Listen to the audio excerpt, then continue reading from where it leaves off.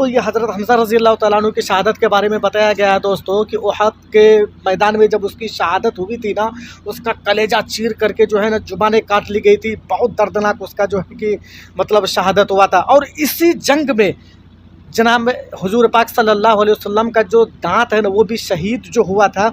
इस आप जो हमारे पीछे में वो मिट्टी का ढेर जैसा देख रहे हैं दोस्तों, वो उहद का पहाड़ है। अब जो है ना पहाड़ को काट करके जो है ना यहाँ बिल्कुल बराबर कर दिया गया होगा। आप हमारे वीडियो में दोस्तों वो भी देखे होंगे जहाँ सफ़ा और मरवा का जो दौड़ लगाते हैं हाजी लोग और उम्रा जो करने जाते हैं 7 चक्कर लगाते हैं। अब तो इस तरह से बना दिया है जैसे वहाँ बिल्डिंग बना दिया है और कई तरह है, 1 2 3 4 फ्लोर है। आदमी दौड़ के जाते हैं उधर, दौड़ के इधर आते हैं, समझ में नहीं आएगा। इसी तरह से वो जो आपको मिट्टी का ढेर दिख रहा है ना हमारे पीछे में, वो मिट्टी का ढेर दोस्तों उहद का पहाड़ है। और हमारे पीछे में ये जो जाली वाला दिख रहा है ना, ये जितने सहाबी यहाँ पे शहीद हुए थे ना उनकी कब्रिस्तान है, उनकी कब्रें हैं ये। और हुजूर सल्लल्लाहु अलैहि वसल्लम के जो चचा थे हज़रत अबू हमज़ा रज़ी अल्लाह तआला अन्हु, उनकी भी शहादत इसी उहद के जंग में हुई थी और उनकी भी कब्र यहीं पे है।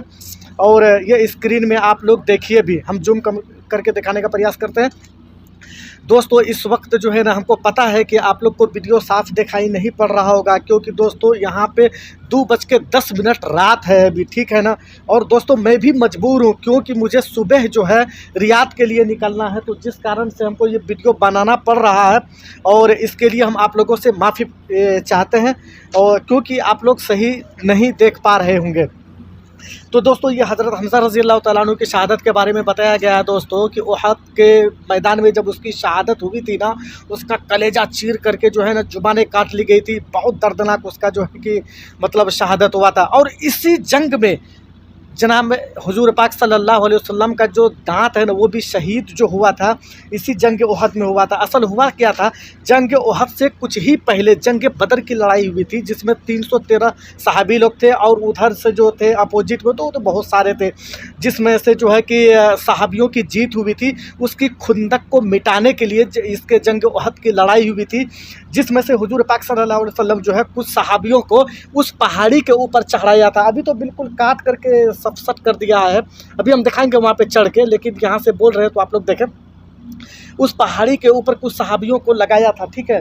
तो जंग उहद की जो लड़ाई है ना ये सहाबी लोग जीत गए थे, ठीक है ना। उसके बाद क्या हुआ कि जो सहाबी ऊपर चढ़े हुए थे ना वो भी नीचे उतर गए। अब तो जंग जीत ही लिए हैं। इतने में क्या हुआ, ये है ना अबू सुफियान, उनकी बीबी हिंद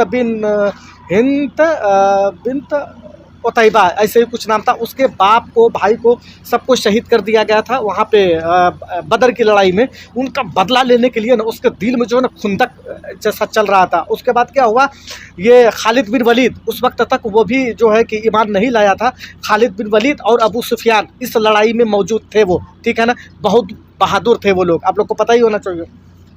तो कुछ सहाबी जो है वो पहाड़ी से नीचे उतर करके जैसे यहाँ पे आए और खालिद बिन वलीद के तरफ से जो है मशवरा करके उधर से जो हमला किया गया, 70 सहाबी तुरंत शहीद कर दिए गए, जिसकी कब्रें इसी मैदान के अंदर है, ठीक है दोस्तों। आइए आप लोगों को उहद का पहाड़ दिखाते हैं और करीब से जा करके, और यहाँ पे आपको हाय अस्सलाम वालेकुम, और आप लोगों को ये कब्रिस्तान भी दिखाते हैं जो 70 शोहदा साहबी यहाँ पे शहीद हुए थे, उनकी भी कब्र यहीं पे है, इसी मैदान में है। और ये मस्जिद अब बना दी गई है, आप यहाँ पे नमाज़ पढ़ सकते हैं, सब आपके लिए इस तरह से है। और चलिए दोस्तों आपको जंग उहद हम चढ़ के दिखाते हैं आपको कि जंग उहद बोल रहे हैं, ये उहद का जो पहाड़ है ना इसके ऊपर हम चढ़ते हैं और वीडियो भी आप लोगों को दिखाते हैं। बस बने रहिएगा हमारे साथ। ओके दोस्तों।